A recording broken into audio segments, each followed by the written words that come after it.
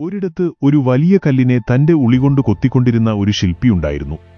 ഓരോ അടിയിലും കല്ലിന്റെ ചീളുകൾ അടർന്നു വീഴുന്നത് കണ്ട് അതുവഴി വന്ന ഒരു ചെറുപ്പക്കാരൻ ചോദിച്ചു, "എന്തിനാണ് നിങ്ങൾ ഈ പാവം കല്ലിനെ ഇങ്ങനെ വേദനിപ്പിക്കുന്നത്?" ശില്പി പുഞ്ചിരിച്ചുകൊണ്ട് പറഞ്ഞു, "ഞാൻ ഇതിനെ വേദനിപ്പിക്കുകയല്ല. ഇതിനുള്ളിൽ ഒളിഞ്ഞിരിക്കുന്ന ഒരു സൗന്ദര്യമുണ്ട്. അതിനെ പുറത്തു കൊണ്ടുവരികയാണ് ഞാൻ. ഈ ശില്പം ഇതിനുള്ളിൽ എക്കാലവും ഉണ്ടായിരുന്നു. ഞാൻ ഇതിന് ആവശ്യമില്ലാത്ത ഭാഗങ്ങൾ ചെത്തിക്കളയുക മാത്രമാണ് ചെയ്യുന്നത്." നമ്മുടെ ജീവിതവും ഇതുപോലെയാണ്.